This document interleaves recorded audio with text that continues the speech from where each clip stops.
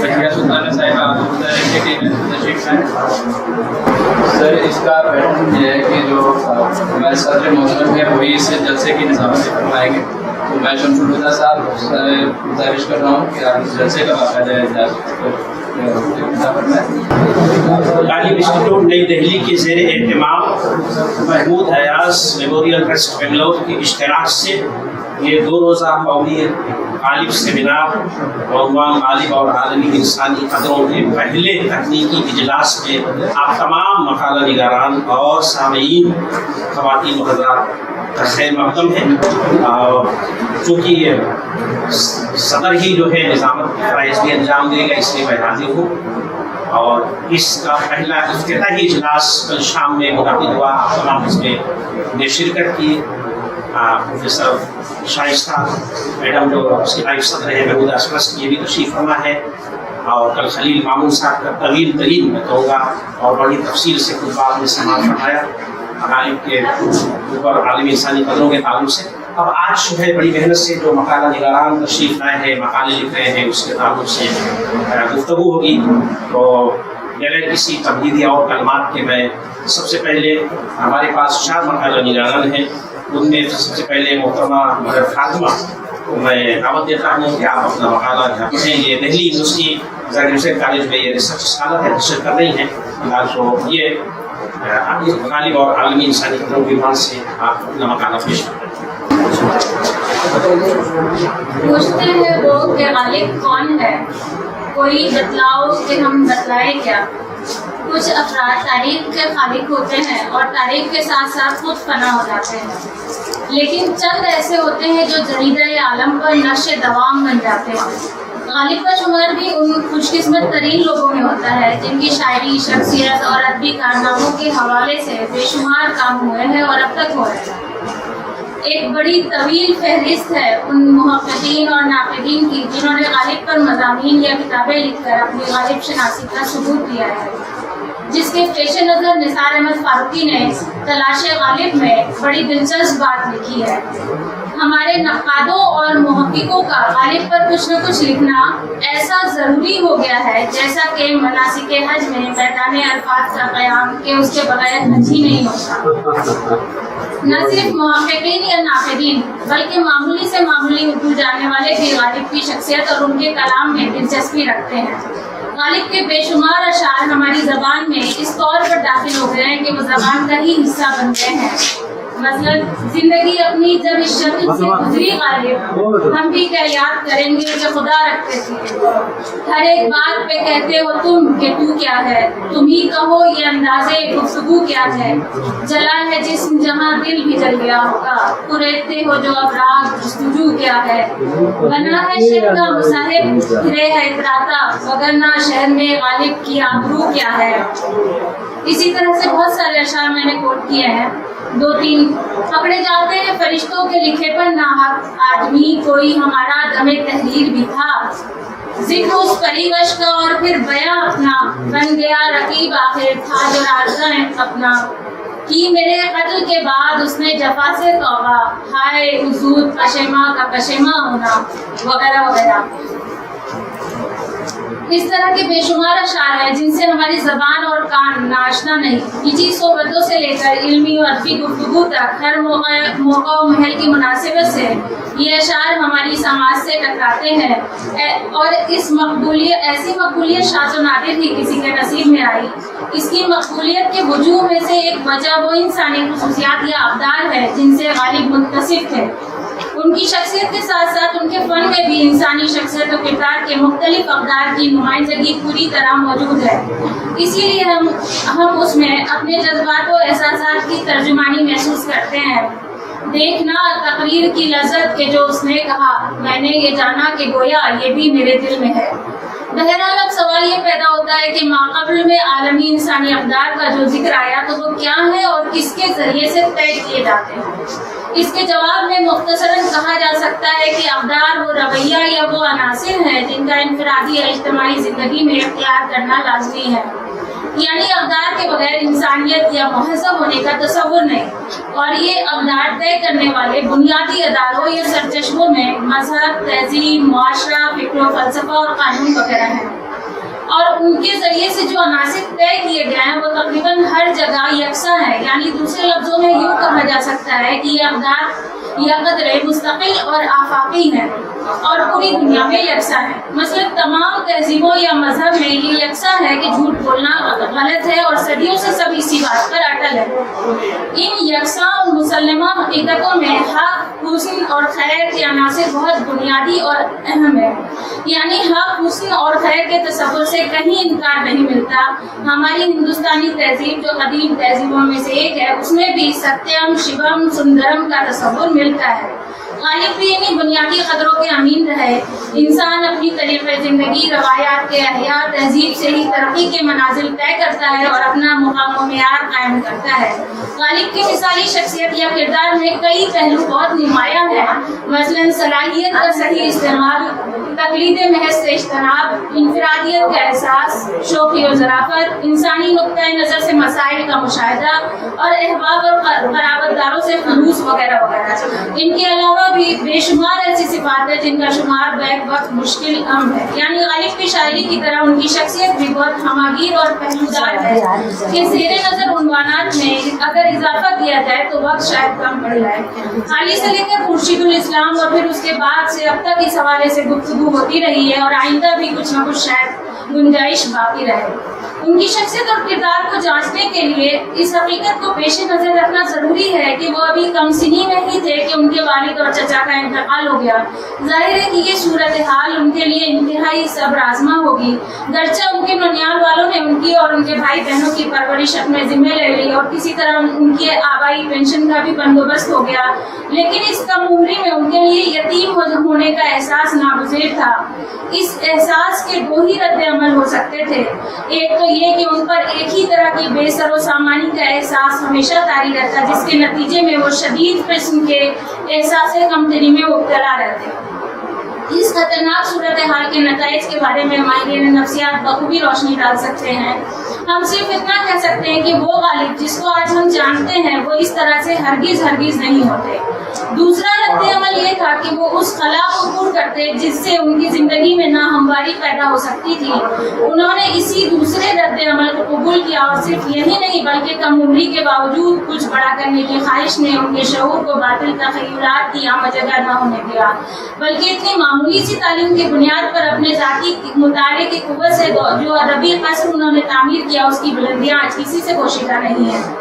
کہا جاتا ہے کہ معاشرتی زندگی میں باہما رفتن و بے ہما شدن کے اصول اگر حد اعتدال سے بڑھ جائے تو انفرادی زندگی کی تمام کشش اور جاذبیت بے رونق ہو کر رہ جاتی ہے. غالب کی زندگی کے مطالعے سے اندازہ ہوتا ہے کہ ان کی انا اور بے خودی میں ایک خاص درجے کی مناسبت پائی جاتی ہے، جس نے ان کی شخصیت کو نہ صرف پرکشش اور باوقار بنایا بلکہ ان کی شخصیت کے انہی صفات کی وجہ سے ہم ان کو ایک گزری ہوئی تہذیب کا ترجمان بھی تسلیم کرتے ہیں. حالانکہ ہم دیکھتے ہیں کہ میر بھی غالب سے کچھ کم انا پرست نہیں تھے، لیکن ان کی انا اور بے دماغی آپس میں مدغم ہو جاتے ہیں. میر کی انانیت ان کی شاعری یا بے دماغی میں اس طرح گم ہے کہ اس کا سراغ لگانا مشکل ہے. اس کے برعکس غالب کی انانیت ان کے فن میں بھی نمایاں ہے اور شخصیت میں بھی. ان کی انانیت میں شعور و بالغی کا احساس کیا جاتا ہے. ان کی انفرادیت معشوق یا محبوب کو سرگرم نیاز دیکھنا چاہتی ہے. وہ کوچے یار میں نقش پائے یار کو سجدہ کرتے ہوئے جانا اپنی کسی شان سمجھتے ہیں، اور ان کی غیرت طاقت دیدار کو بھی دیکھ کر اٹھتی ہے.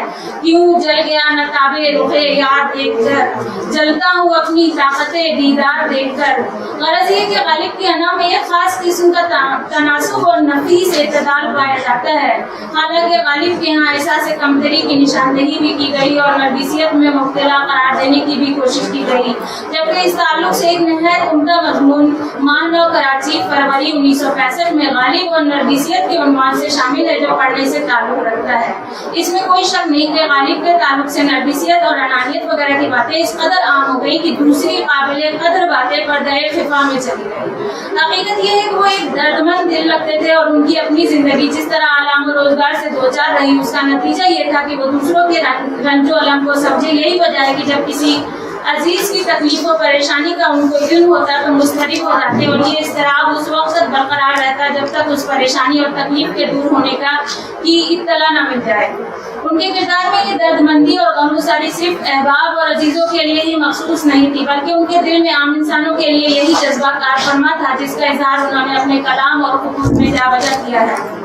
کانٹوں کی زبان سوکھ گئی پیاس سے یا رب، ایک آبلہ پا وادی پرخار میاب ہے، کون ہے جو نہیں ہے حاجت مند، کس کی حاجت روا کرے کوئی۔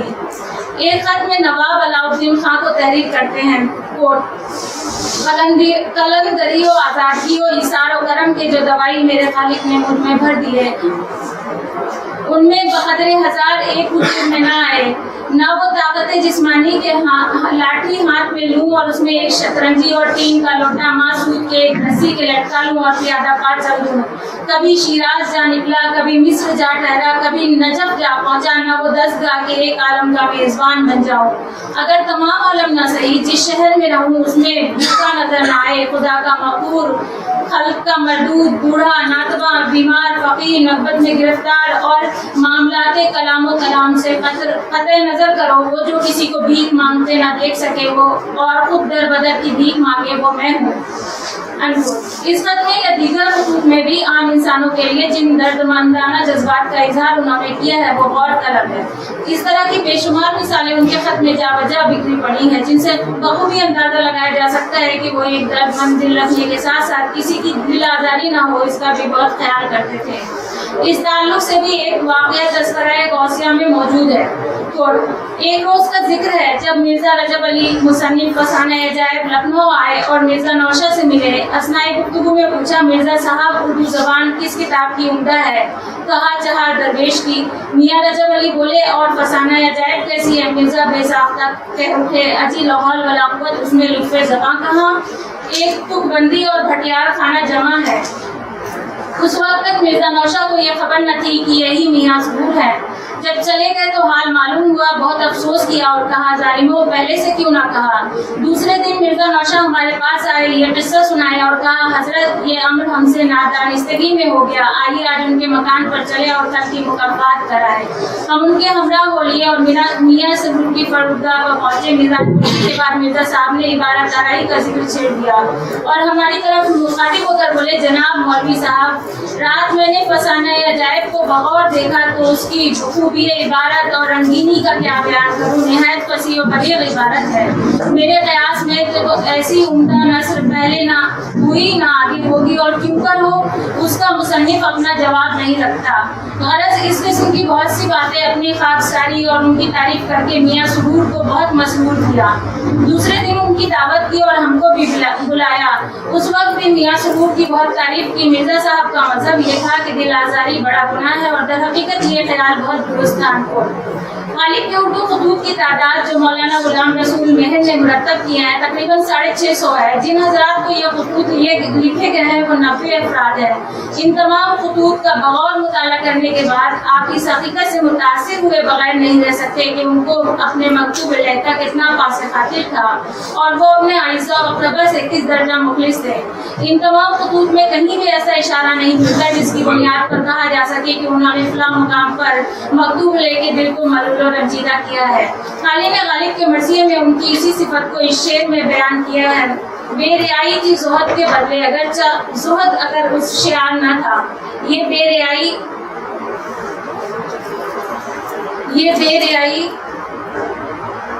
کبھی مزاح و ظرافت کے روپ میں، کبھی غمگساری و دلجوئی کے شکل میں، کبھی تسکین و دل نوازی کی صورت میں ان کے ظاہری اعمال اور باطنی کیفیات سے عیاں ہوتی ہے اور ان سے تعلق رکھنے والے ہر شخص کو اپنے گردیدہ بنا لیتی ہے۔ غالب کی شاعری اور شخصیت کا ایک اہم پہلو یہ بھی ہے کہ ان دونوں میں تضاد واقع نہیں ہوتا۔ حالانکہ دنیا کے بہت سے بڑے فنکار اور ارباب کمال ایسے گزرے ہیں جن کی زندگی اور فن میں کھلا ہوا تضاد پایا جاتا ہے۔ اس کی وجہ یہ ہے کہ جب کوئی فنکار اپنی شخصیت اور کردار کے کمزور پہلوؤں کو جنہیں زمانے میں معاشرت اور اخلاقی قدروں کے منافی خیال کیا جاتا ہے پوشیدہ ہی رکھنا چاہتا ہے، جبکہ غالب بار بار اپنی کمزوریوں کا اعتراف کرتے نظر آتے ہیں. یہ مسائل تصوف، یہ تیرا بیان غالب، تجھے ہم ولی سمجھتے تو نوادہ خان ہوتا. جانتا ہوں ثواب طاعت و زہد پر طبیعت ادھر نہیں آتی. کعبہ کس منہ سے جاؤ گے غالب، شرط تم کو مگر نہیں آتی. نہ کردہ گناہوں کی بھی حسرت کی ملے داد، یارا مگر ان کردہ گناہوں کی سزا کیا ہے. حد چاہیے سزا میں حکومت کے واسطے، آخر گناہ گار ہوں کافر نہیں ہوں میں. اس طرح کے بے شمار مثالیں موجود ہیں جن میں اپنی کمزوریوں کا اعتراف ملتا ہے، جس کو دیکھتے ہوئے یہ کہا جا سکتا ہے کہ ان کی شخصیت اور شاعری میں نہ کسی قسم کا تضاد پایا جاتا ہے اور نہ کسی طرح کا تصنع یا فرار حاصل کرنے کی کوشش ملتی ہے. حالانکہ قاضی عبدالودود کا ایک مضمون غالب کی راست گفتاری کے عنوان سے ہے جو ریختہ پر بھی موجود ہے. اس مضمون میں قاضی صاحب نے غالب کے 19 ایسے بیانات کی نشاندہی کی ہے جو تحقیق کے بعد غلط ثابت ہوتے ہیں. اب ان بیانات میں ارادتاً غلط بیانی کی گئی ہے یا سہو ہو گیا ہے، واللہ عالم. ظاہر ہے کہ غالب کی شخصیت و کردار یا زندگی موافق بشر نہیں تھی، اس لیے ان کی شخصیت اور زندگی کا مطالعہ کرتے ہوئے اس بات کا خیال رکھنا ضروری ہے کہ یہ تمام واقعات جہاں تقاضۂ بشریت کے سبب ہیں، وہیں ان کی جرت اور عالی ہمتی کے بھی ضامن ہیں. یہ کیا کم ہے کہ ان کے ہاں اس تصنع و فرار کا فقدان ہے جو زندگی کو حقیقت کے بجائے معمہ بنا دیتے ہیں. بلائے جہاں ہے غالب اس کی ہر بات، عبارت کیا، اشارت کیا، عطا کیا. یہ تھی محترمہ اور فاطمہ جو سماعت کر لیتے ہیں غالب عنوان سے. اب میں دعوت دیتا ہوں ڈاکٹر وجیہہ سلطانہ، محترمہ ڈاکٹر وجیہہ سلطانہ جو گورنمنٹ سائنس کالج میں ایسوسیٹ پروفیسر ہیں اور ان پی ایچ ڈی کا مقالہ اردو میں حیدر کے افسانوں میں نسوانی کردار. تو آئے اپنا مقالہ پیش فرمائے ڈاکٹر وجیہہ سلطانہ. جیسا کہ آپ عنوان سے واقف ہیں، غالب اور آدمی انسانی قدریں. سب سے پہلے میں غالبی کا ایک خول کوٹ کروں گی. میں بنی آدم کو مسلمان ہو یا ہندو یا نصرانی عزیز رکھتا ہوں اور اپنا بھائی گنتا ہوں. مشترکہ تہذیب اور ہم آہنگی کی کبھی نہ مٹنے والی تصویریں غالب کی تحریروں کا اہم حصہ نہیں ہے اور ان کا ایک فقرہ اسی دور کی تہذیب کی ایک انمول دین ہے. غالب کی تحریروں میں جس دور کی تصویر ہمارے سامنے ابھرتی ہے وہ دور اگرچہ افراتفری کا دور تھا مگر انسانیت اور شرافت باقی تھی. عزت نفس کا احساس تھا اور فرد کی شخصیت سماج کے ہنگاموں میں ختم نہیں ہوئی اور ان خطروں کے سب سے اہم علمبردار خود غالب تھے. انہوں نے بادشاہ کی شان میں قصیدے لکھے، نوابوں اور حکومت وقت کی مداثرائی کی، دربارداری اور نوکری کی، مگر کبھی خودداری اور عزت نفس کو جانے نہیں دیا. ایک شعر ملاحظہ کیجیے: بندگی میں وہ آزاد وہ خود بھی ہیں کہ ہم الٹے پھر آئیں درے کعبہ اگر مانا. اگرچہ غالب کے اقتصادی حالات ٹھیک نہیں تھے پھر بھی دہلی کالج کی ملازمت اس لیے قبول نہیں کی کہ ان کا خاطر خواہ استقلال نہیں کیا گیا. انگریزی سرکار سے اگر چاہا تو صرف مرتبہ اور عزت پہ اہل نام کی ہستی کی ہے بنا، عزت پہ اہل نام کی ہستی کی ہے بنا، عزت جہاں گئی تو یہ ہستی رہی بنا. بہت مجنون گورکھ ہوئی. غالب نے انسانیت کے مقام سے انسانی زندگی کا کون سا پہلو ہے یا اس کا کون سا مسئلہ یا معاملہ ہے جس پر اپنے منفرد انداز میں اظہار خیال کر کے ہمارے اندر نئی بصیرت نہ پیدا کی ہو اور ہم کو بہتر انسان بنانے کی کوشش نہ کی. غالب بڑے خلیق اور انسان نواز تھے اور اپنے ملنے والوں سے شفقت سے پیش آتے اور بخور خالی جو شخص ایک دفعہ ان سے مل آتا تھا اس کو ہمیشہ ان سے ملنے کا اشتیاق رہتا تھا. ہر قوم و مذہب کے لوگوں سے غالب کے دوستانہ تعلقات تھے جو سارے ہندوستان میں پھیلے ہوئے تھے. سخاوت، دریا دلی، محبت، انکساری، حق پسندی، راست خوری، فراخ حوصلگی، یہ ساری ان کے کردار کی خوبیاں تھیں اور ساتھ میں وہ ایک درد مند انسان بھی تھے. यादगार गालिब में मौलाना हाली ने हौसलगी के ताल्लुक से एक वाक़या पेश किया है जिसका जिक्र कल खलील मामूद साहब ने भी किया कि किस तरह से वो एक अपने दोस्त को चीन का फर्मल पहने देकर ममनून हो जाते हैं और फिर बहाने से अपना कीमती फर्मल उनको तोहफे में मतलब उनको दे देते हैं। और जब वो खुद फर्मल मतलब देने पर आमादा हो जाते हैं तो देखिए गालिब क्या कहते हैं। और जी तो यही चाहता है कि इसी वक्त आपसे छीन कर पहन लो मगर जाड़ा शिद्दत से पड़ रहा है, आप यहाँ से निकाल कर क्या पहन कर जाएंगे। तो इस तरह से अपना फर्मल वहाँ नया बना हुआ रहता है तो उनको अगरचे उनकी आमदनी खलील थी फिर भी विसाल से बढ़कर दूसरों की मदद करती थी। अलाई के नाम एक खत में जो अभी मुहतरा मैंने कोट किया कि वो तमाम आलम के मेज़बान बनने की ख्वाहिश जाहिर करते हुए कहते हैं कि अगर तमाम आलम में ना हो सके ना सके जिस शहर में रहूं उस शहर में तो कोई नंगा भूखा नजर ना आए, तो इससे भी उनकी दर्दमंदी का एहसास होता है। गालिब दिल आजारी को बड़ा गुनाह समझते थे, अनजाने में भी अगर किसी का दिल दुखा देते तो उसकी तलाफी करने की पूरी कोशिश करते।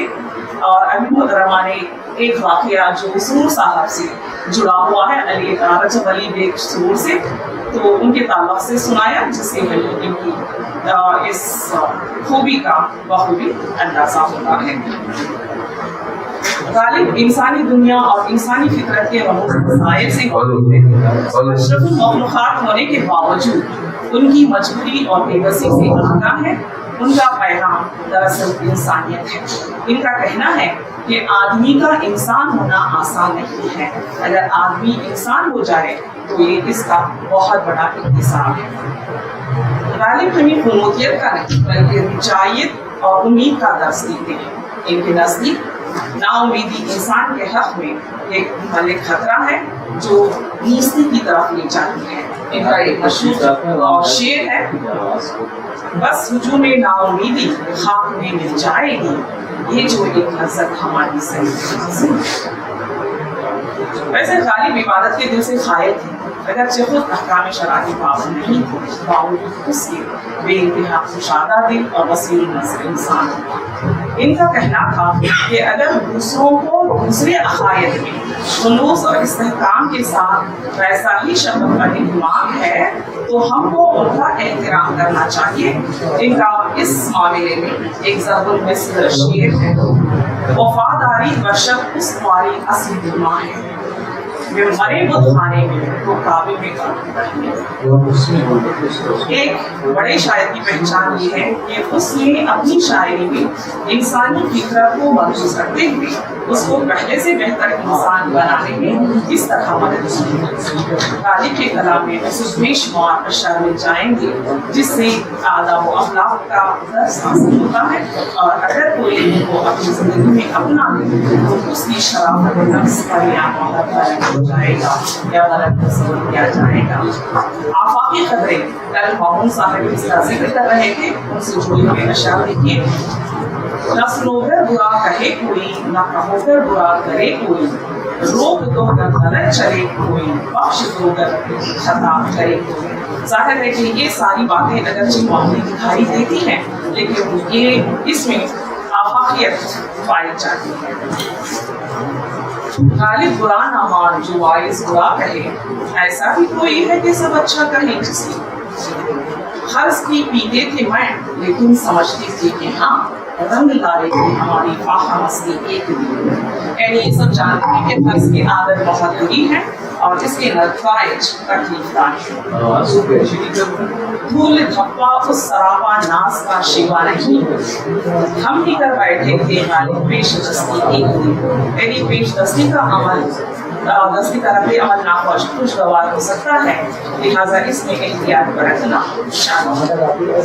कौन है जो नहीं हाजिर, इसकी हाजिर खुशामद के ताल्लुक से खुशामद जाहिर है कि एक अच्छी चीज नहीं है, लेकिन इंसान खुशामद करने पर बाज़ वक़्त हो जाता है बस में मुतामे सफुल आरज़ू गाहों से कम आए हैं हम ऐसे खुशामद निकाला चाहता है काम क्या तानों से तू गालिब, तेरे बेमहल रहने से मेहरबान। यानी तानाज़नी से मकसद हासिल नहीं होता, क्योंकि मखलूक को ताना नागवार होता है। फायदा क्या सोच आखिर तू भी दाना है इज्जत, दोस्ती नादान की है जीता जिया हो जाए। यानी दाना को नादान की दोस्ती से इतराज करना चाहिए, क्योंकि वो मुज़र हो सकती है। हो गई है गैर की शीरीन ज़बानी कारगर, इश्क का इसको गुमा हमले ज़बानी कर नहीं। यानी शीरीन ज़बानी मकसद हासिल करने का मकसद तरीका है।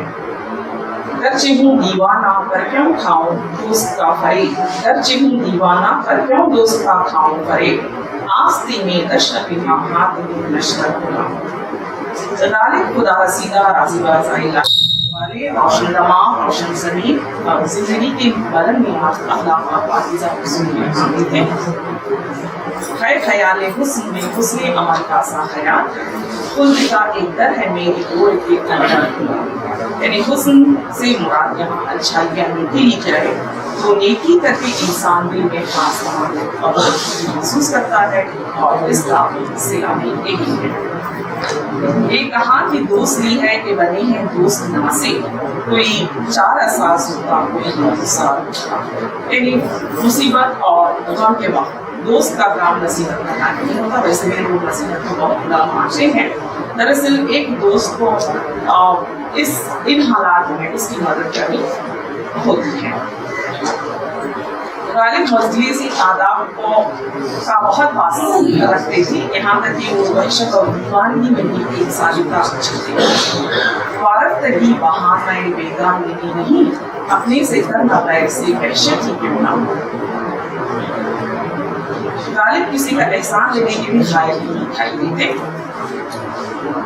दीवार बारे मिन्नतें मजबूर से है हम, ऐ खानमा खराब ना एहसान उठाए।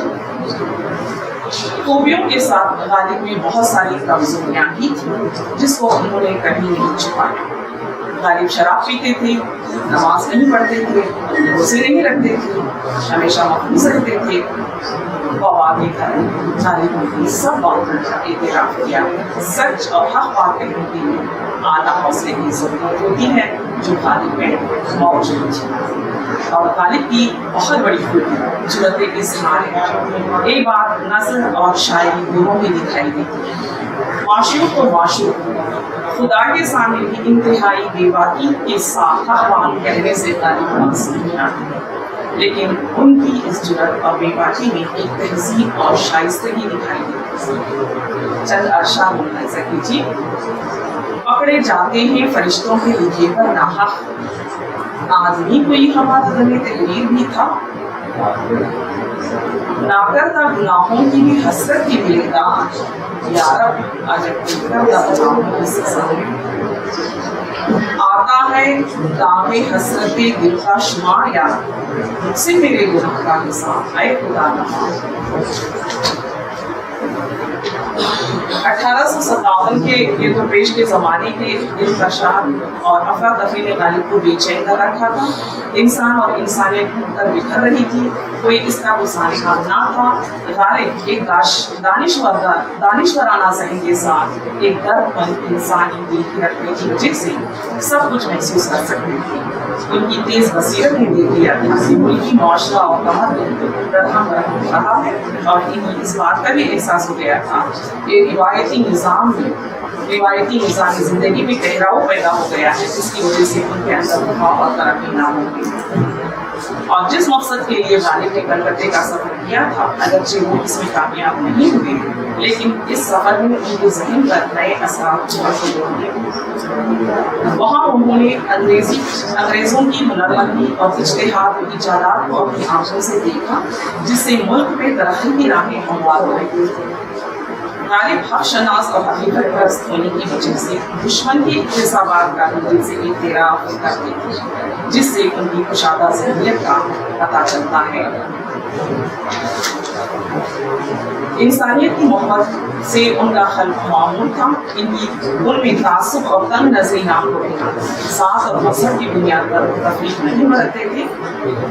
इनकी दोस्ती सिर्फ मुसलमानों और हिंदुओं से ही नहीं थी, बल्कि कई अंग्रेज़ों से भी उनकी दोस्ताना ताल्लुक़ात थे। और उनके इंतकाल पर भी गालिब ने गम और अलम का इजहार किया है। एक खत में जो वो दफ्तर को लिखते हैं, और अंग्रेजी कौम में से जो रूस या खालों के हाथ से खत्म हुए, इसमें कोई मेरा उम्मीदवार था और कोई मेरा शहीद था और कोई मेरा दोस्त और कोई मेरा यार और कोई मेरा शागिर्द। एक और खत मिर्जा हातिम अली के नाम लिखते हैं, वो हाय मेजर जान जाकू, क्या जवान मारा गया, मतलब खबर ये भी उन्हीं में है जिनका मैं मार रही हूँ। हजार हाथ दोस्त मर गए, किसको याद करूँ, किससे फरियाद। गदर की वजह से दिल्ली के उजड़ने का गालिब को बहुत अफसोस था। जब भी अपने दोस्तों और शागिर्दों को खत लिखे, इसका जिक्र बहुत दर्दमंदी से किया करते, और ऐसे बहुत सारे खुतूब यहाँ पर गालिब के मजमूए में मौजूद हैं, जिनसे हम अंदाज़ा लगा सकते हैं कि गालिब अपने दोस्तों के इंतखाब पर किस तरह से गम और अलम का इजहार करते हैं। तो गालिब अपनी शायरी के ज़रिए लोगों को फरसुदा तौहमात को तर्क करके दानिशमंदाना राह अमल इख्तियार करने की तरगीब देते हैं, जिससे दुनिया के गम व अलम को कम करने में मदद मिले और ज़्यादा से ज़्यादा मसरत हासिल कर सके। यहाँ पर मैं अहमद रज़ा के एक ख्याल से अपना मकाला ख़त्म करती हूँ। दुनिया का कोई और शायर नहीं है जिसने नज़रिया खल्क़ का फ़र्ज़ ज़िंदगी के हर शोबे के मुतालिक इस इंहमाक से अंजाम दिया हो, जिस इंहमाक से गालिब ने अंजाम दिया है। कोई तालीम ऐसी नहीं है जो अच्छी ज़िंदगी बसर करने के लिए ज़रूरी हो और गालिब के तनाव में नाम मालूम जाए। बहुत बहुत शुक्रिया डॉक्टर सुल्ताना, इसे मकाला समाप्त फरमा रहे थे। अब तीसरे हमारे मकाला निगार खुद इस सेमिनार के मुंतज़मीन में जो शामिल हैं, डॉक्टर इदरीस साहब जो गालिब इंस्टीट्यूट के डायरेक्टर हैं, नौजवान फ़आल डायरेक्टर हैं। आपने दिल्ली यूनिवर्सिटी से PhD किया है और गालिब इंस्टीट्यूट से वाबस्तगी बहुत दिनों से है। तो मैं आपको डॉक्टर इदरीस साहब को कलाम से दावत देता हूँ कि आप तशरीफ़ लाएँ और अपना मकाला मेरे मकाले का मौजूद है कलाम गालिब और आलम इंसानी कदरों की तलाश।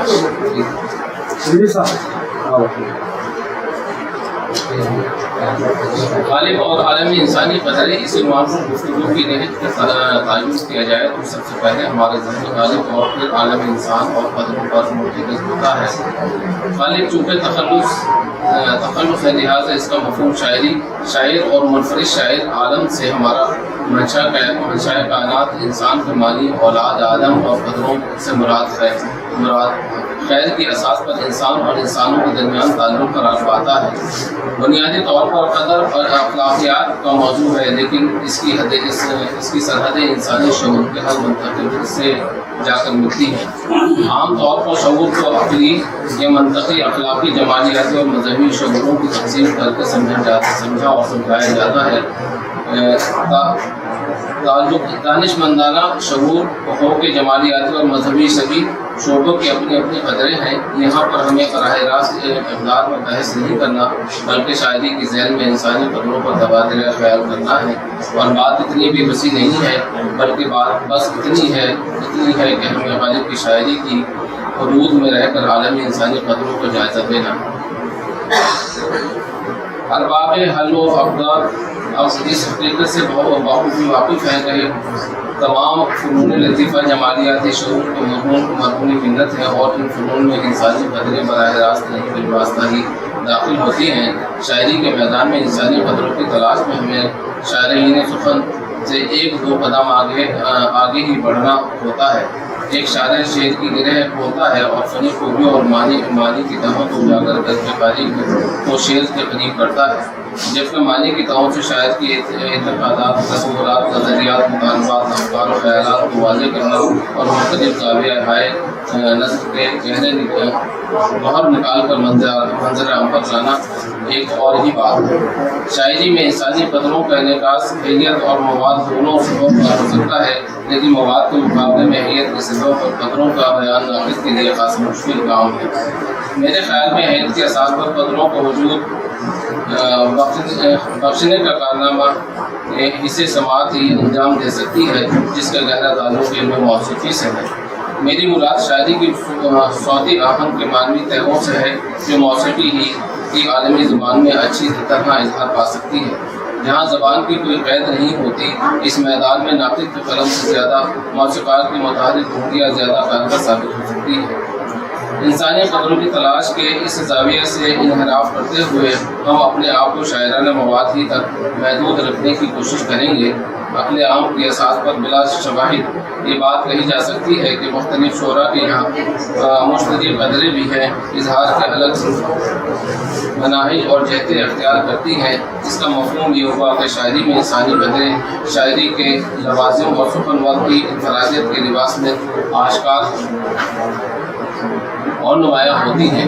کسی شاعر کے کلام میں انسانی قدریں منعقد کرنے کے لیے ضروری ہے کہ شاعری کے ساتھ ساتھ شاعر کی انفرادیت سے بھی واقف ہو۔ غالب کے کلام میں بھی انسانی قدریں اسی شاعراں پر موصول ہو سکتی ہیں، اور جہاں تک عالم انسانی قدروں کا سوال ہے تو یہ قدروں کے انجمن سے آفاقی قدروں کا انتخاب ہے، اور یہ نتیجے ہر رنگ و نسل، تہذیب و ثقافت، مذہب و مسلک، زبان و ادب اور دنیا کا ہر انسان کے لیے قابل قبول اور قابل تسلیم ہوتی ہے۔ غالب کے کلام میں عالمی انسانی قدروں کی تلاش اگر مشکل نہیں ہے تو آسان بھی نہیں ہے۔ ہاں، اتنا ضرور ہے کہ وہ قاری سے وقت نظر کا مطالبہ کرتی ہے۔ مشکل، آسان اور وقت طلبی کی بات چلی تو غالب کے کچھ شعروں کا سطح ذہن پر آنا فطری ہے۔ بس کہ دشوار ہے ہر کام کا آسان ہونا، آدمی کو بھی میسر نہیں انسان ہونا۔ ملنا درا اگر نہیں آسان تو سہل ہے، دشوار تو یہی ہے کہ دشوار بھی نہیں۔ یہ تو مشکل اور آسان دشواریوں کے درمیان حیات کی موجوں کی سرشار انسان کی بات ہے۔ یہ آدمی سے انسان تک کا سفر ہے۔ آسان اور سہل کے بیچ کا فرق خودگری سے مشکلات کی تصفیہ کی منزلیں ہیں۔ یہ آدمی کی بیرونی دنیا کے تعلق کی کچھ جھلکیاں ہیں۔ اندرونی دنیا میں آدمی کی تصویر کیا ہے، اس خیال کی ہی یادداشت سے غالب کا یہ شعر ابھر کر سامنے آتا ہے آدمی بجائے خود ایک محشر خیال، ہم انجمن سمجھتے ہیں خلوت ہی کیوں نہ ہو۔ غالب نے خاک سے خدرے میں موجود قیامت خیز منظر کو ابھار دیا ہے۔ محشر جہاں زوال اول سے روز آخر تک کے افراد کی بھیڑ کا منظر ہے، جس میں ناشناسی کے فقر انسان و خدا کی محدود نہیں بلکہ زمانوں سے بھی بیگانگی موجود ہے۔ اس بکھراؤ میں جہاں بڑے مردے بھی زندہ ہو کر اپنی خواب گاہیں چھوڑ رہے ہیں، وہاں ہم آہنگی کی انجمن سے خلوت کو جربت سے کرب سے نجات دلانے کا سامان مہیا کیا جا رہا ہے۔ یہ سامان کون کر رہا ہے؟ یہ انسان ہے جو آدمی انسان تک کے مراحل طے کر رہا ہے۔ کسی چیز کا حصول آسان نہیں ہے تو اس کا مطلب بظاہر یہ ہوا کہ دشوار ہے یا مشکل ہے۔ وادی النظم میں ملنے کی دو حالتیں ہیں، ایک یہ کہ مطلوب میرے پاس ہے یا مجھ سے دور ہے۔ مجھ سے دور ہے تو اس حالت میں اس کا اکتساب بشری استعداد کی تحریک پر منحصر ہے۔ اب اگر حصول مطلوب دشوار کن ہے تو آدمی ہے، انسانی سرحدوں میں داخل نہیں ہوا ہے، مگر سہل ہونا کیونکہ دشوار ہے۔ سہل کا معنی ہے کہ مطلوبہ شے کا اکتساب بشری استعداد کی حدود میں ہے۔ دشوار اس لیے ہے کہ طبیعت دشوار پسند ہے اور استعداد کو امکانات کی نئی وسعتوں سے گزارنا چاہتی ہے۔ اب ہمارے سامنے 3 حالتیں رونما ہوتی ہیں: سہل، آسان اور دشواری یا مشکل۔ ان تینوں کو استعداد کو مرکز میں رکھ کر سمجھا جا سکتا ہے، لیکن جو کام استعداد کے دائرے میں ہو وہ سہل، جو استعداد کے امکانی دائرے میں ہو وہ آسان، اور استعداد کے سے بالاتر ہو تو دشوار۔ لیکن دشواریوں کو برابر مبتلا ہو کر دشواری کو آسان بنایا جا سکتا ہے۔ مشکلیں اتنی بڑی ہم پر کہ آسان ہو گئی۔ اب بحث کو انسانی اقدار کی طرف مرتب کرتے ہوئے اور صدف سے گہرا مطالعہ کرتے ہیں۔ تخلیق کا اظہار وجود کی شکل میں ہوتا ہے، اور وجود کے بقا کا نظام ودیعی طور پر حاصل ہوا ہے۔ آدمی کے ساتھ وجود اور بقائے وجود ہی کا نہیں بلکہ ارتقاء وجود کا بھی مسئلہ ہے۔ اس لیے آدمی کو انسان بننے کی حاجت ہے، لیکن یہ مرحلہ خوشگوار نہیں ہے۔ یہ نفی سے اسباب اور جذبات سے روح کی منزل طے کرتا ہے۔ نفس میں پہلے وجود کا الہام ہے، اس کے بعد منزل تقویٰ ہے۔ اس حقیقت سے غالب کو آشنا ہے، فرماتے ہیں لطافت ہے بے کشافت، جلوہ پیدا کر نہیں سکتی، چمن زنگار ہے آئینہ بادے بہاری کا۔ حضور اور تقوی کے توازن اور بے توازن کی حالت میں آدمی کی صورتیں بدلتی ہیں۔ حضور کا غلبے کی شکل میں نمودار ہوتا ہے، اور تقوی کی جانب جھکاؤ آدمی کو انسان بناتا ہے۔ آدمی کے وجود کا بنیادی مسئلہ ارتقاء کا مسئلہ ہے۔ ارتقاء اگر دست تقوی میں ہے تو یہ حالت امن ہے، اور اگر لگام وجود کے ہاتھ میں ہے تو انسانی قدروں کی پائمالی بنی نوع انسان کا مقدر ہے۔ اوپر میں عرض کر چکا ہوں کہ قدر خیر کی اساس پر انسان اور انسانوں کے درمیان تعلق ہے۔ یہاں میں نے انسان اور انسانوں کے الفاظ واحد اور جمع کی حالت میں بیان کیے ہیں۔ جب قدر خیر کی اساس پر بننے والا تعلق ہے تو یہ تعلق ایک انسان میں بھی پیدا ہوگا، چونکہ انسان میں خیر و شر دونوں موجود ہیں، لہذا انسان کبھی اور کسی وقت بھی دونوں راستوں میں سے ایک کو چننے کے لیے آزاد ہے۔ خودکشی بھی اس کی مٹھی میں ہے، اور تزکیہ نفس بھی اس کے دسترس میں ہے۔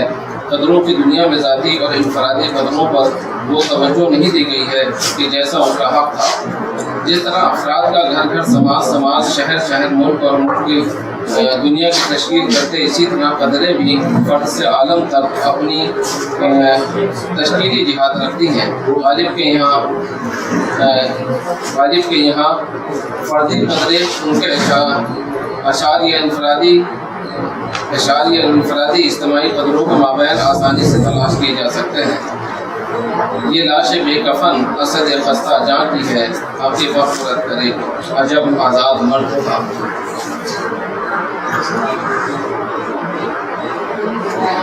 غالب کے مختصر دیوان سے اس کی مثالیں کثرت سے دی جا سکتی ہیں، جس میں فردی اور ذاتی قدریں کسی نہ کسی رنگ سے اپنا رخ زیبا دکھاتی ہیں۔ عالم انسانی قدروں کی تعمیر و تشکیل پر غور کیا جا سکتا ہے کہ جیسے نفس واحد سے نفوس کی دنیا میں آبادی کا سلسلہ جاری ہے، اسی طرح ذاتی قدریں بھی نشو و نما کے مراحل سے برابر گزر رہی ہیں، اور ہر سطح پر ان کے وجود کا احساس موجزن ہے، اور چاہے یہ مقامی سطح پر ہو یا بیرونی ملکی سطح پر ہو یا عالمی۔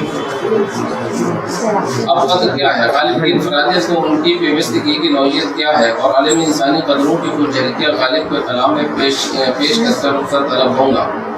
کوئی بھی وجود چاہے وہ مادی ہو یا تجدیدی، اگر کسی ضرورت کی تسکین کا باعث ہے تو وہ اہم ہے، اور جو بھی شے اہم ہے وہ صاحب قدر ہوتی ہے۔ یہ ظاہر ہے کہ شاعری جمالیاتی فرحت کی دنیا ہے، اور اس کا موضوعاتی تنوع اور اسی محور پر گردش کرتا ہے۔ عالم انسانی قدریں مثلاً حق، انصاف، صدق گوئی، ایمانداری، انسان دوستی، مخلوق پرستی، خودداری، دستگیری، انسانی مساوات، آزادی، غریب، ظلم و جبر کی مخالفت، امن و امان کی حمایت وغیرہ اتنی کثیر جہات ہیں کہ ان کی جو بھی فہرست بنائی جائے گی وہ مکمل ہونے کا دعویٰ حاصل نہیں کر سکتی۔ البتہ یہ قدریں شاعری میں شاعرانہ مضمون و تخیل، معنی و تصور، اسلوب و زبان، اور شاعرانہ امیجری میں جمالیاتی قد کے ساتھ رونما ہوتی ہے۔ ہر شاعر کا اپنا ایک انداز ہوتا ہے، لہٰذا قدروں کا شاعرانہ اظہار ہر جگہ منفرد وہ متفرق ہونا ایک فطری بات ہے، اور جہاں شاعری اپنی انفرادیت کا دعویٰ کر رہا شاعر اپنی انفرادیت کا دعویٰ کر رہا ہو، وہاں اظہار اقدار کا رنگ بالکل ہی جداگانہ ہونا بدیہی ہی ہے۔ غالب تو اچھے سخنوروں کا اقرار کرتے ہوئے اس بات کے مدعی ہیں کہ غالب کا ہے انداز بیاں، اور غالب کے کلام سے کچھ مثالیں پیش کر کے میں غالب کے یہاں عالمی انسانی قدروں کی نوعیت پر کچھ روشنی ڈالنے کی صحیح کرتا ہوں۔ ظاہر ہے کہ ایک مختصر مقالے کی حدود میں یہ مثالیں محض اشارہ ہو سکتی ہیں، لیکن بات کی وضاحت کے لیے اس قدر کافی ہوگا۔ تھا زندگی میں مر کا کھٹکا لگا ہوا، اننے سے پیشتر بھی میرا رنگ ضرور تھا۔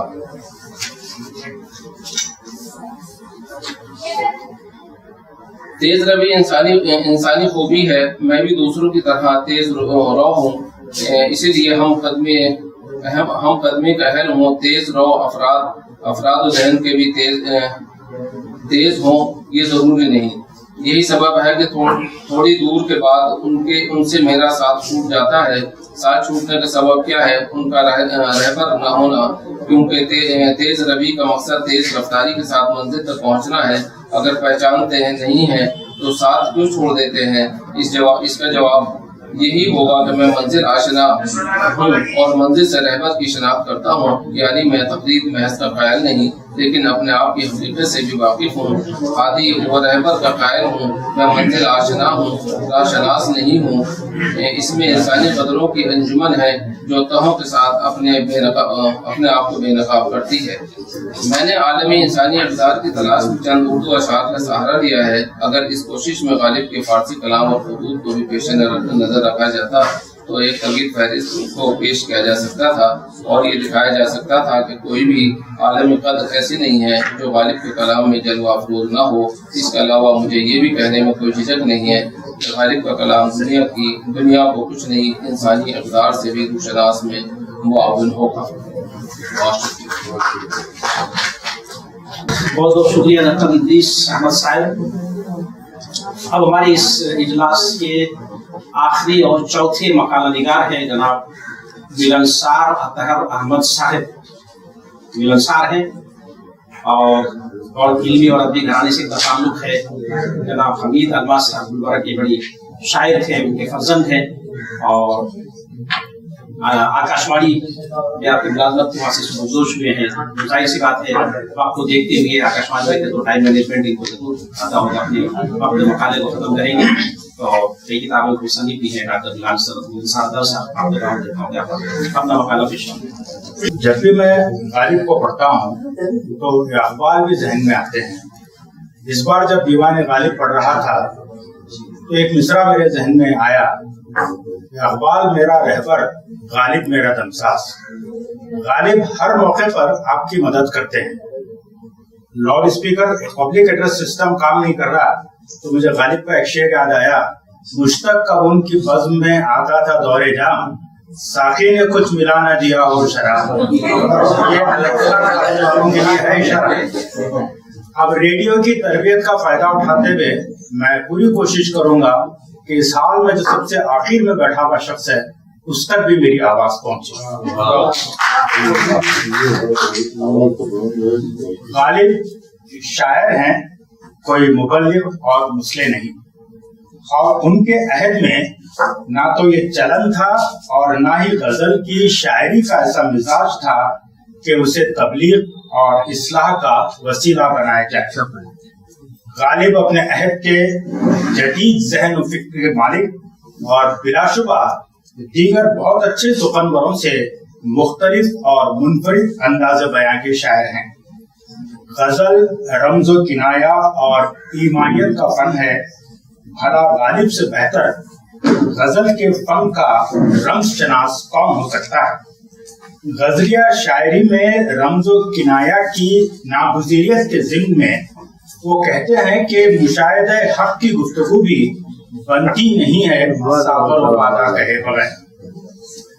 چنانچہ خدا سے، محبوب سے اور محبوب کے کنایے میں دنیا اور لوگوں سے غالب نے اپنی شعری کائنات میں جو مکالمہ قائم کیا ہے اس میں اعلیٰ اور عالمی انسانی اقدار کا رنگ تو جھلکتا ہے، لیکن صابر و بازا کے پردے میں۔ غالب کی اردو شاعری میں انسانی اقدار کے مختلف رنگوں کا جائزہ لینے سے پہلے یہ جان لینا بھی مناسب ہوگا کہ غالب کے کلام میں انسانی اقدار کا کیا تصور ہے۔ خود ان کا ایک شعر ہے، بے اعتدالیوں سے سبک سب میں ہم ہوئے، بے اعتدالیوں سے سبک سب میں ہم ہوئے، جتنے زیادہ ہو گئے اتنے ہی کم ہوئے۔ غالب نے اس شعر میں انسانی اقدار کی نہ صرف تعریف بیان کی ہے بلکہ ان کا تعین بھی کر دیا ہے۔ ایسے پیمانے جنہیں سب مانتے ہوں اور جن کی روح سے سماجی طور طریقوں یا انسانی اعمال کا ایک خاص معیار جو مجموعی طور پر پورے معاشرے کے حق میں ہوتا ہو۔ غالب کے اس شعر میں مذکور انسانی قدر سے یہ واضح ہے کہ متفقہ طور پر مقررہ حد کے اندر گلشن کا کاروبار جاری رہے تو معاشرے میں ہم آہنگی برقرار رہتی ہے۔ آگے بڑھنے سے پہلے غالب کا ایک اور شعر سن لیجئے، چاہیے اچھوں کو جتنا چاہیے، یہ اگر چاہیں تو پھر کیا چاہیے۔ محبت جیسی ابدی قدر کا تصور دوستی اور وفاداری کے بغیر ادھورا ہے۔ جناب ممتاز حسین اپنے مضمون غالب ایک آفاقی شاعر میں لکھتے ہیں، کوٹ، زندگی میں حسن متعدد اقدار سے پیدا ہوتا ہے۔ غالب نے ان میں سے وفاداری اور دوستی کی قدروں پر بہت زیادہ زور دیا ہے، اور اگر بنظر غور دیکھا جائے تو یہ دونوں قدریں ابدی ہیں، انسانی زندگی میں بنیادی اقدار کی اہمیت رکھتی ہیں۔ غالب کے کلام میں انسانی زندگی کی ان دو بنیادی قدروں وفاداری اور دوستی کا واضح تصور ملتا ہے۔ وہ دوستوں سے مالی مدد کی توقع نہیں رکھتے، وہ چاہتے ہیں کہ دوست غمخوار ہوں، چارہ ساز ہوں، نہ کہ ناصر۔ غالب دوستی کو پیار، حمایت اور اعتماد کا ایک ایسا رشتہ مانتے ہیں جس کی بنیاد میں استوار وفاداری کا پتھر ہو۔ انہیں دشت وفا کی دشواریوں کا علم ہے، وہ جانتے ہیں کہ اس دشت کا ہر ذرہ مثل جوہر تیغ آبدار ہے اور مجموعہ خیال ابھی فرد ہے۔ چنانچہ وہ نسخہ ہائے وفا تعریف کرتے ہوئے کہتے ہیں، نہیں کچھ صبح و زنار کے پھندے میں گرائی، نہیں کچھ صبح و زنار کے پھندے میں گرائی، وفاداری میں شق و برہمن کی آزمائش ہے۔ تصور وفا اور کلاسیکی غزلیہ شاعری میں ناخن و گوشت کا رشتہ ہے۔ غالب کی غزلیہ شاعری میں دوستی اور وفاداری جیسی ابدی قدروں کے حوالے تو بارہا آتے ہیں، مگر ان کا شعری اظہار کبھی مطلوبہ اقدار کے تصورات یا اعلیٰ اقدار کی ضد کے روپ میں ہوتا ہے تو کبھی گلا و شکوے کی صورت میں۔ ایک جا حرف وفا لکھا تھا سو وہ بھی مٹ گیا، ایک جا حرف وفا لکھا تھا سو وہ بھی مٹ گیا، ظاہراً کاغذ تیرے خط کا غلط بردار ہے، بیگانگی خلق سے بے دل نہ ہو غالب، کوئی نہیں تیرا میری جان خدا ہے۔ واقعہ یہ ہے کہ غالب کی اردو غزلیہ شاعری میں انسانی اقدار کے بحران کا نوحہ کبھی دھیمی اور کبھی بلند لے میں سنائی دیتا ہے۔ بس کے دشوار ہے ہر کام کا آسا ہونا، آدمی کو بھی میسر نہیں انسان ہونا، میں ہوں اور افسردگی کی آرزو غالب کے دل، دیکھ کر طرز تپا کے اہل دنیا جل گیا۔ کیوں ڈرتے ہو اس شاخ کی بے حوصلگی سے، یا تو کوئی سنتا نہیں فریاد کسی کی۔ حالی نے غالب کو حیوان ظریف کہا تھا، لہذا وہ کبھی ظریفانہ تو کبھی لطیف طنزیہ لہجے میں انسانی اقدار کی پامالی پر چوٹ کرتے ہیں۔ فروغ شعلہ خس ایک نفس ہے، حوث کو پاس ناموں سے وفا کیا، بنا کر فقیروں کا ہم بھیز غالب، تماشا اہل کرم دیکھتے ہیں۔ بہرا ہوں میں تو چاہیے دونا ہو التفات، بہرا ہوں میں تو چاہیے دونا ہو التفات، سنتا نہیں ہوں بات مقرر رہے بغیر۔ یقیناً غالب معاشرے میں انسانی اقدار کے فقدان سے ناشاد ہیں، नाउम्मीद नहीं। चुनाचे हर रंग में चश्मे-वा के आरजुमन गालिब की शायरी के साथ से तलकीन और तरगीब के सुर भी निकलते हैं। डर नाला हाय जार से मेरे खुदा को मान, आखिर नवाए मर्द गिरफ्तार भी नहीं। डर नाला हाय जार से मेरे खुदा को मान, आखिर नवाए मुर्द गिरफ्तार भी नहीं। हसरत से दिल अगर अफसुर्दा है, घर में तमाशा हो कि चश्मे तंग शायद कसरत नजारा से वाहो। गालिब कभी कभार तलकीन और तरतीब से एक कदम आगे बढ़कर मोहब्बत आमेज नासिहाना लहजा भी इख्तियार करते हैं। जो मुद्दई बने उसके ना मुद्दई बनिए, जो ना सजा कहे उसको ना सजा कहिए। नहीं बहार को फुर्सत ना हो बहार तो है, नहीं बहार को फुर्सत ना हो बहार तो है, तरावते चमनो खूबिए हवा कहिए। आजाद मनश गालिब इस हकीकत से बाखबर हैं कि उनका वजूद भी खतरा होने के बावजूद दरिया है, लेकिन उन्हें तुनुक ज़र्फ़ी मंसूर की तकलीफ पसंद नहीं। वो दरे काबा खुदा ना होने पर न सिर्फ वापस लौट आते हैं बल्कि जसारत से ये भी कहते हैं, अगर पहलू तही कीजिए तो जा मेरी भी खाली है। उन्हें तहर से इबरत भी हासिल करना गवारा नहीं और एतमाद का ये आलम कि कोहे तूर की सैर की आरज़ू इस उम्मीद के साथ कि लाजिम नहीं कि सबको मिले एक सा जवाब। गालिब के तखय्युली गुलशने ना आफरीदा में नसीम आजादी के गीत गाती है। हक का सूरज चमकता है, उखुवत और एहतराम के फूल खिलते हैं, एकजहती की खुशबू मशहूर करती है। या इम्तियाज नाकिस व कामिल नहीं है बल्कि मसावात की चांदनी चटकती है। अमन और बकाए बाहमी के नगमे कानों में रस घोलते हैं। है रंग लाल ओ गुलो नसरी जुदा जुदा, हर रंग में बहार का इस बात चाहिए। आजादा रूह हूँ और मेरा मसलक है सुलह कुल, हरगिज कभी किसी से अदावत नहीं मुझे। गालिब की शायरी गंजीने माने का तिलिस्म है, लिहाजा हर दौर में बशुमुल आलमी इंसानी अवतार मुख्तलिफ हवालों से इस आफाकी शायर की शायरी का मुताला हमेशा मानिखेज साबित होगा। शुक्रिया। वक्त में आपने बस मकाला पेश करने की पूरी कोशिश की, बल्कि पेश किया।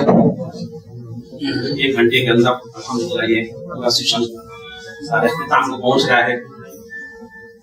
मैं मुबारकबाद देता हूँ गालिब इंस्टीट्यूट और महमूद रियाज ट्रस्ट को कि एक बहुत अहम उन्वान आलमी इंसानी पदों के ताल्लुक से गालिब के कलाम तलाश करने की कोशिश की। हमारे दोस्त शाहिद महमूद साहब वसीला टीवी के उन्होंने कहा कि क्या सवालात भी इसमें होंगे, तो सवालात वही कायम करता हूँ। सवालात इस पे नहीं, मकानों पे नहीं, बल्कि सवालात आलमी इंसानी कदरों के ताल्लुक से कि आलमी इंसानियत में पूरे आलमी तारीख में सवालात की गालिब ने सीखा है। गालिब ने मेरे दिमाग में बहुत सारे सवालात आया वाकई आलमी इंसानी कदरें कहीं हैं, कहीं दिखाई दे रही हैं। ये सवाल मुझे मजहबी कायदीन से भी है, ये सवाल सियासी कायदीन से भी है, मुबस्सिरीन से भी है, और जो नजरिया पेश किए उनसे भी है, साम्राज्यवादियों से भी है, इश्तराकियत वालों से भी है, यूरोप से भी है, एशिया से भी है। आलमी इंसानी कदरें कहाँ हमने देखी? कल बहुत तफसील से बात आई, खलीद मामून साहब ने कहा नशत सानिया के हवाले से बात बहुत तफसील से जायजा ले पूरी दुनिया में। आया नशत सानिया किस चीज का रद्द अमल है? क्यों नशत सानिया 14वीं सदी से लेकर 17वीं सदी तक सदियों तक जो है फ्लोरेंस में जो है और पूरे यूरोप में फैलती फूलती रही? क्या रद्द अमल नहीं है मजहब का? क्या रद्द अमल नहीं है उस सजा के जिस गलीलों को सुनाई गई थी वो का मजहब का? और क्या रद्द अमल नहीं है उस मजहबी अकीदत का कि 1453 ईस्वी में कुछ दुनिया को कैसे नाकबिल तस्वीर किले को फतेह कर लिया गया? इसीलिए उसके खिलाफ इंसान दोस्ती के नाम पे आर्ट में, अदब में, फनून लतीफा की दीगर शाखों में हमने तलाश करने की कोशिश की। आगे बढ़िए। उस नशत सानिया के बाद फिर यूरोप आगे बढ़ता है और कॉलोनियल सिस्टम कायम होता है, साम्राज्यवाद कायम होता है, पूरी दुनिया में वो कौम निकलती है। तो कहाँ हमने आलमी इंसानी कदरें वहां देखी उस साम्राज्यवाद में? क्या दुनिया को गुलाम नहीं बनाया? किस नाम पे गुलाम बनाया? किस नाम पे जुल्म सितम के पहाड़ अफ्रीका और यूरोप में ढाए उन नजरिया साजों ने, और फिर उसी के खिलाफ इश्तराकियत की जो तहरीक शुरू हुई गरीबों के लिए मसावत का नाम देने के लिए, या इनकलाब फ्रांस की तहरीक जो शुरू हुई जो लिबर्टी के नाम पे, इक्वलिटी के नाम पे, फ्रेटर्निटी के नाम, क्यों शुरू हुई? उसके बाद वही फिर फ्रांस आगे निकलता है, यूरोप में क्या जुल्म उठाता है, और इश्तराकियत के नाम पे फिर जो है कानमास के नजरियात को जो कायम किए जाते हैं, व्लादिमीर लेनिन और स्टालिन वगैरह प्रोलेटारी तबके की हमायत करते हैं बुर्जुआ तबके के खिलाफ। तो क्या 70 साल तक वेस्ट एशिया के लोग, सेंट्रल एशिया के लोग सारे प्रोलेटार बुर्जुआ तबके के थे? क्यों जुल्म उठाने? कहाँ गए वो तमाम? और फिर सानिया से पहले और चलिए, 15 जून सन 1215 ईस्वी में मैग्ना कार्टा का जो है दस्तूर यूरोप में अमल में लाया जाता है। तो हुकूक इंसानी क्या वहां से शुरू होती है? तो सारी चीजें पूरी तारीख का बतदरीज मुताला करते जाए तो ना तो हमें मजहब में, ना तो सियासत में, ना मुफक्रीन में, ना माशी माहिरीन में हमें कहीं भी आलमी कदरें नजर आती। इंसानी आलमी कदरों की बात हम बहुत करते हैं, हुकूक निस्वा की बात करते हैं, लेबर की बात करते हैं, लेबर्स डे भी मनाते हैं, वुमेन्स डे भी मनाते हैं, टीचर्स डे भी मनाते हैं, चिल्ड्रंस डे भी मनाते हैं, मदर्स और पेरेंट्स और फादर्स डे भी मनाए जा रहे हैं। तो इन तमाम चीजों की जरूरत क्यों पेश आई? हमारे माशरे में कहाँ चीजें चली गई? तो हमें ये सवाल पूरे परेशान नजर आते हैं। लेकिन मैं और उससे पीछे पड़ जा रहा कि इसकी बुनियादी वजह क्या है कि पूरी दुनिया के सैकड़ों साल की पूरी तारीख में ये हम खुद नजरिया पेश करने वालों के यहाँ इंसानी कदरें क्यों नहीं है, उसकी वजह क्या है? और पीछे में गया, पीछे जाते जाते मोहसन इंसानियत सल्लल्लाहु अलैहि वसल्लम ने जो सबसे पहला प्रोक्लेमेशन दिया और सबसे पहले उन्होंने पूरे आलमी इंसानियत का सबसे पहला दस्तूर और मंशूर दिया, दौर जाहिलियत की तमाम चीजों को मैं अपने पैरों के नीचे रखता हूँ। और उसमें मैंने बुनियादी वजह तलाश की, वो तमाम चीजें हैं जो इस वक्त आलमी इंसानी कदरों को नुकसान पहुंचा रही है, जुल्म सितम के पहाड़ उठाए जा रहे हैं। वो है असबियत, सिर्फ असबियत। वो असबियत रंग की बुनियाद पे, नस्ल की बुनियाद पे, मजहब की बुनियाद पे, कौमियत की बुनियाद पे, जबान की बुनियाद पे। कहा कि किसी अरबी को अरबी पे और किसी काले को गोरे पे, किसी नस्ल को कोई फौकियत नहीं है।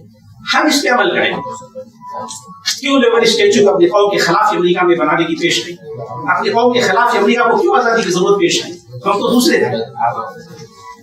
क्यों रंग और नस्ल, इस फौकियत इसको मिटाना है और असलियत को खत्म करना। इज्तिमाई तौर पे हमारे यहाँ जो तमाम चीजें, यूक्रेन के हमारे सरवल्लाह ने का हवाला दिया था, यूक्रेन एक ही रंग के नस्ल, एक ही रंग के हैं, लेकिन क्यों आपस में ये लड़ाइयाँ चल रही है?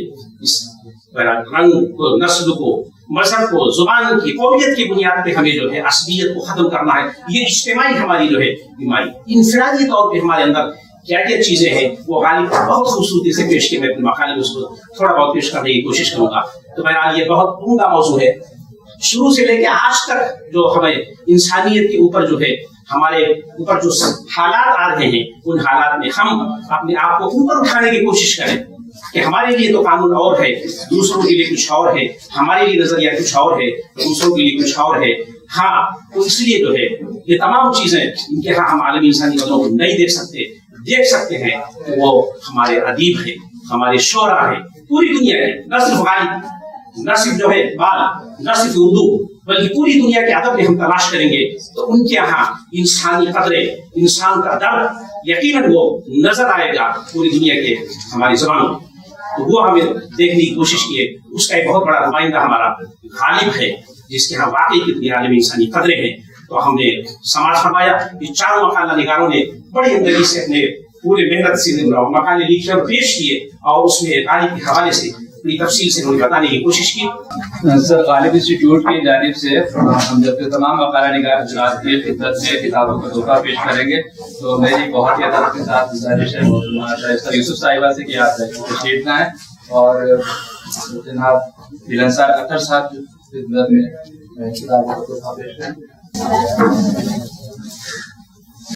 फजीहा सुल्ताना साहिबा की खिदमत में।